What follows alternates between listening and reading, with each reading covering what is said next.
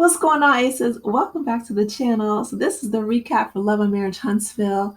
Y'all, they are in St. Thomas, and it made me truly miss the Virgin Islands. St. Thomas is such a beautiful, gorgeous place, gorgeous people.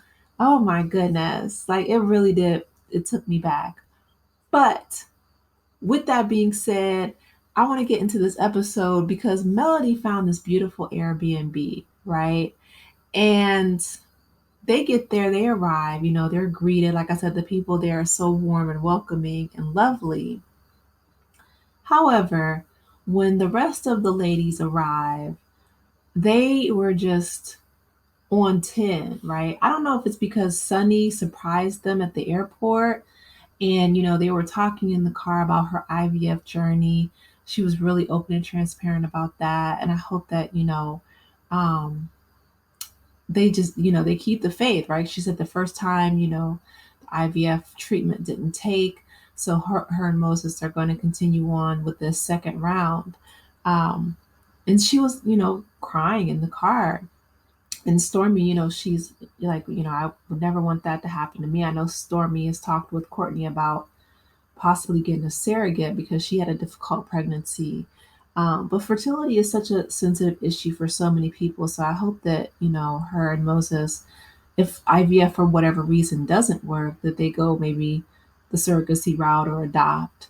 When they get to the Airbnb, which in my opinion, it's gorgeous, right? Melody has their names on these little place cards, and she allows her friends, Lauren and Cherita, to pick their rooms. And then, she says, I really don't want to draw straws, so I'm going to put the place cards on the pillows of, the different ladies when they get here. And so because Tisha invited Destiny as a plus one, and of course, I feel like everybody knows that Tisha did that to be funny, to be shady to Mel, because she knows that Destiny and her don't really rock like that. She said, okay, well, Kimmy and Tisha are already sisters-in-law. Let's put them in the three, with the plus one. Let's put them in the smaller room.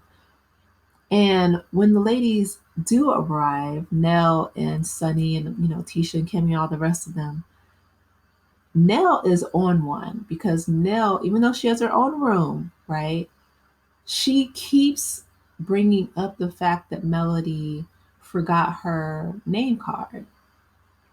Now, in my opinion, I didn't think it was that big of a deal. Like, she's planning this trip. She has to remember a whole lot of things.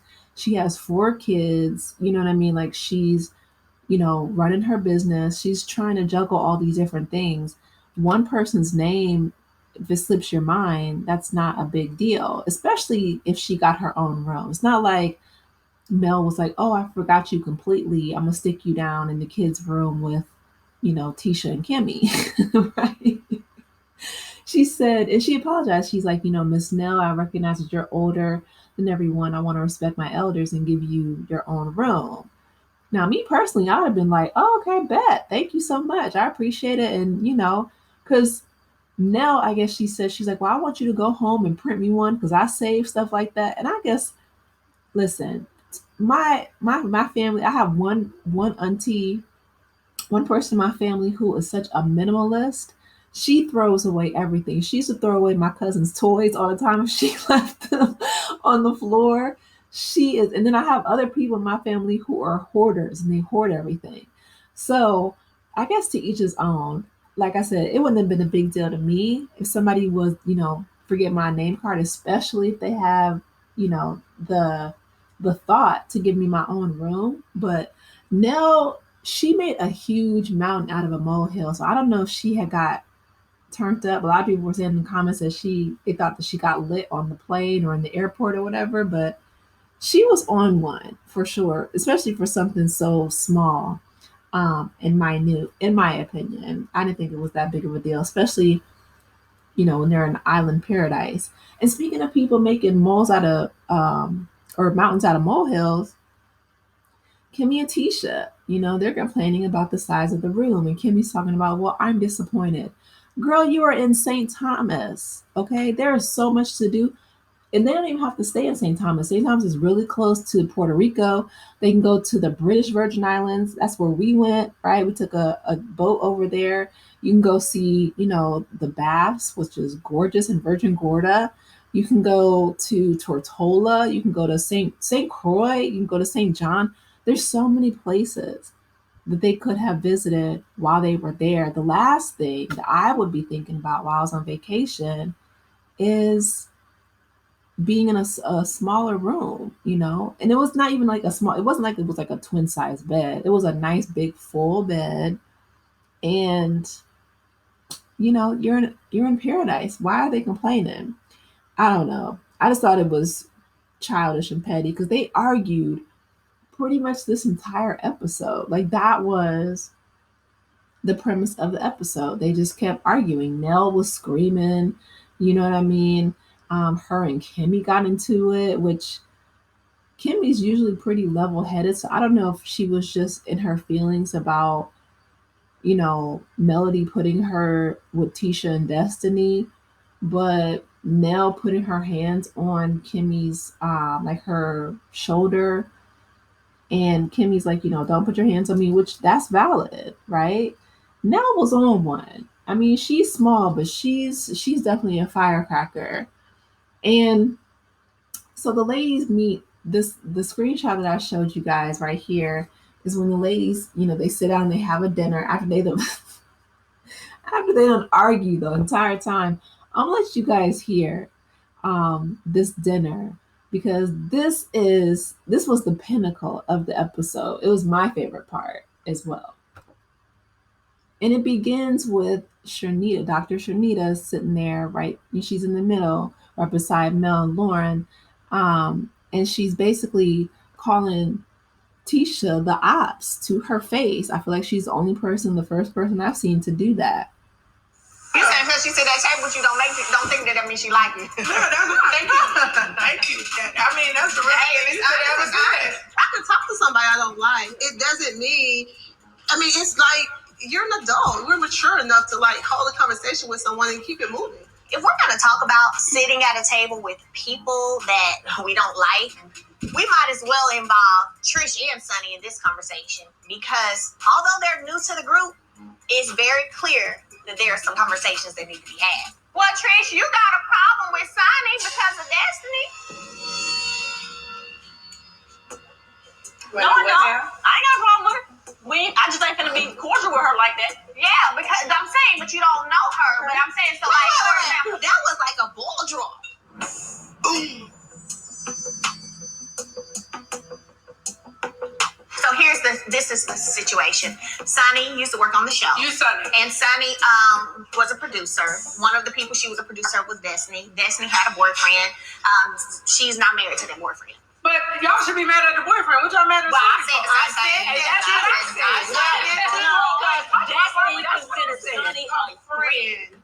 What defines? Okay, let's put it this way. You're in a relationship. I'm your producer.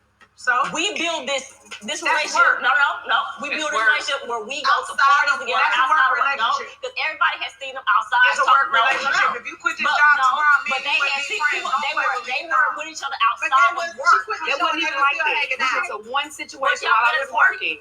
Their job is to get information about you, your dog, your cat, your bird, your kids. Whoever they should use that information against you. But I use information against her. She never even talked about him. She never told me nothing about their relationship.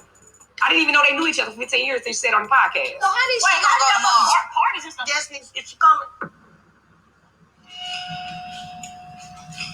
She's supposed to be coming. I don't like talking about someone that they're not friends. No disrespect, but if it's so much history between her and Mel, why would you invite somebody who she got history? Mel told me I can bring the plus one.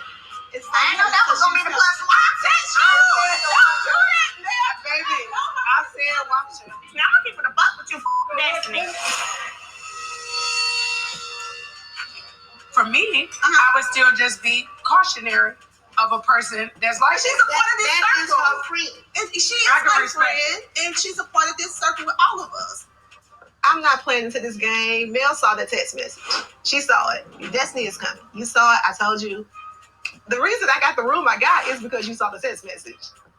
Is your goal to have everybody to get along, or is your goal to be this my friend and I'm riding with my friend? No, I want everybody to have a good time and get along. But we're also here because we're in the same circle. She just told you who she was 1,000 times, and I just met this lady. If you not, who I told her I was. You keep saying over and over and over again. Your actions have said out loud that you gonna choose who and what you want to choose, and the other person got to deal with the ramifications of whatever your choice is. I didn't say that. You saying it. You saying it so you didn't clear. say verbatim, but not verbatim, but I'm saying your actions. Meaning just your actions. If you chose to be friends with somebody after she has said out loud, "I'm hurt. This is what they did to me," and you choose the person that's hurting me, you're not my friend. You're not my friend, right? And I'm cool with that. But you're not my friend. I'm not going to play both sides. I'm not going to teeter-totter and jump and do this or make it feel that way. If you can get to that place, I think this is a dope group of people. But I just think you have to figure out where that is, because I feel like there's a whole bunch of people at this table that's the ops, man. I am trying to be nice and friendly. Nell, that she was bringing some of her single friends, and we was going to have a good old time with them. And this is not good old time here. Nell, girl, you're going to have to own this, or something's going to go down. Okay, so I'm glad that Cherita said what needed to be said to Tisha, because listen, she had Melody's back. We all need a friend like that to call out BS when she, when it happens in real time, and I respect her for it. So you guys, let me know your thoughts about this week's Love and Marriage Huntsville. Please be sure to like the video, subscribe to the channel, and I will talk with you in the next one. Take care, Aces. Bye.